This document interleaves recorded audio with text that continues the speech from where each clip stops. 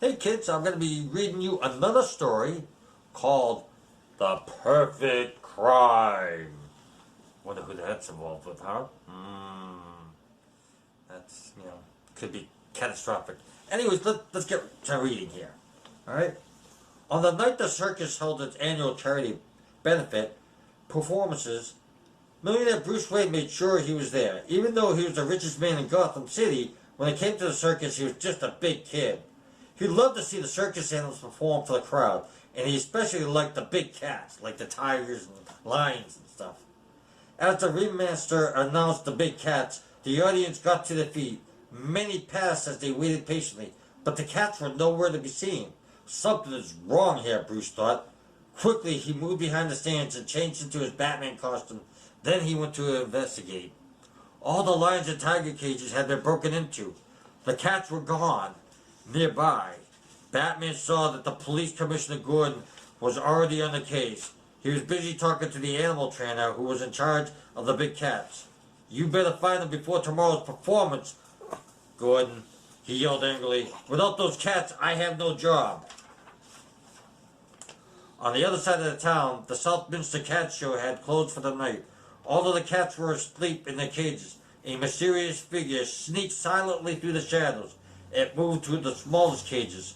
The cage door opened with a creak, and a sad-looking but beautiful kitten looked up to see Catwoman. "Come on, little kitty," Catwoman purred. "I got a special surprise for you." The little kitten smiled as it jumped into her arms. Anything was better than living inside a tiny cage. The next morning, Batman and Commissioner Gordon came to the cat show to talk to the owner of the stolen kitten. She was furious.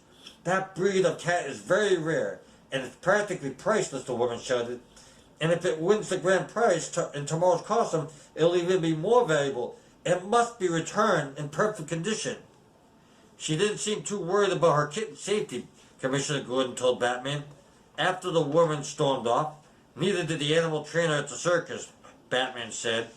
"Both of them are more interested in how much of these animals are worth."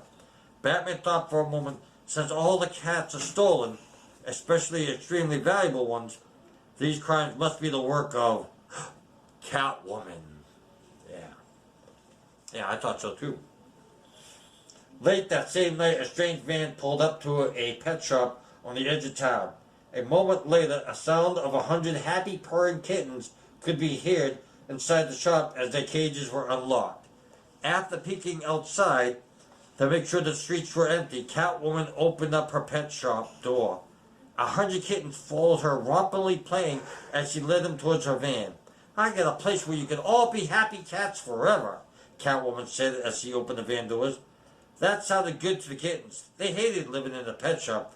Once all the kittens were safely on board, the van took off into the night. Batman and Commissioner Gordon arranged to meet at police headquarters later that day. They then left to get the things they needed to trap Catwoman. The police commissioner brought his pet cat, Ruffy, and Batman brought a special collar for Ruffy, just to trace Ruffy's every movement. Commissioner Gordon looked worried as he handed over the cat to Batman. "Don't worry," Batman said as he put the collar on the cat. "I know how much you love Ruffy, and I promise to take good care of him." He took the cat with him as he hopped into the Batmobile and drove to the edge of town. An hour later, Ruffy was busy going through some especially tasty garbage when Catwoman appeared. Poor kitty," Catwoman said. "You shouldn't have searched through the trash to get something to eat. I've got something just for you."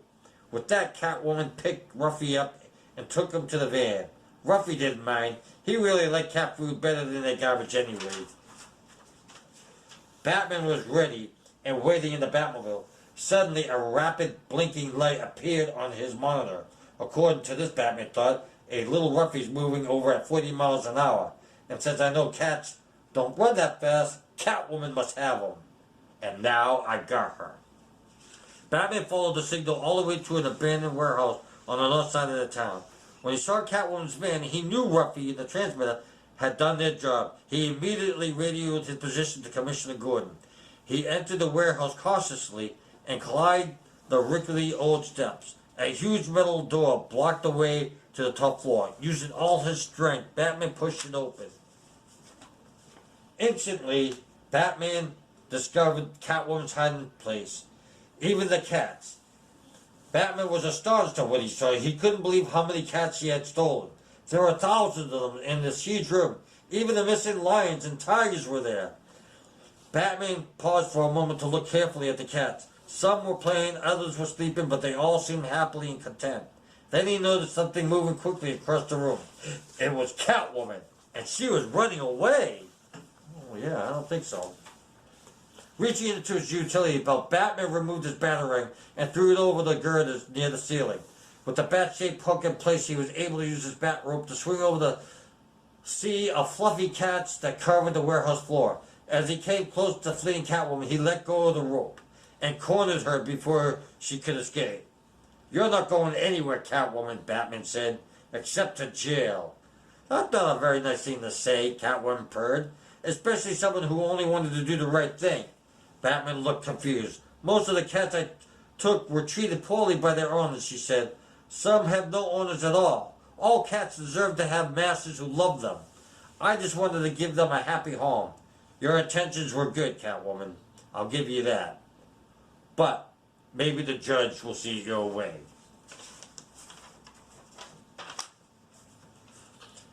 Catwoman frowned as Batman continued. "I'm sorry, Catwoman, but stealing anything, even unhappy cats, is a crime. I have no choice, but I have to take you in." Batman was about to handcuff Catwoman when he heard a growling sound behind him. He turned slowly, came to face with the missing circus cats. Every time Batman moved an inch, the big cat snarled. Batman stood very still. "Oh no." Catwoman smiled. "Do you see how much they care about me?" she asked. "Don't worry, Batman. They'll be nice to you as long as you're nice to me." Batman was helpless to stop Catwoman as she walked towards the exit. Just as she left the room, she turned to blow Batman a goodbye kiss. "Take good care of my babies, will you?" she said. Then she was gone. She was pretty sneaky. As soon as Catwoman was safely again, the circus cats began to purr happily again. They licked Batman's face and snuggled up against him.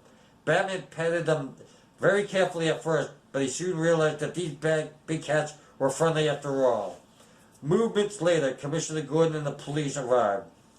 Ruffy and Gordon, the moment she walked in, leaped into his arms. "Where's Catwoman, Commissioner?" asked Batman, scratching his pet's hand. "She got away for now," Batman said, "but I'll catch her sooner than later." "Fine," the Commissioner said, "but what are we going to do with all these cats?" Batman smiled. "I got a good friend who's a real cat lover. Maybe he can help." A week later, Commissioner Gordon met Bruce Wayne at a grand opening of the petting zoo Wayne had donated to the city. "I'm glad Batman suggested I call you for help," Commissioner said, unaware that Wayne and Batman were the same person. "It was my pleasure to help," Bruce said. "When I heard some of these cats weren't loved by their owners, I bought them so they could be loved by all the people in Gotham." And that's a happy ending of The Perfect Crime.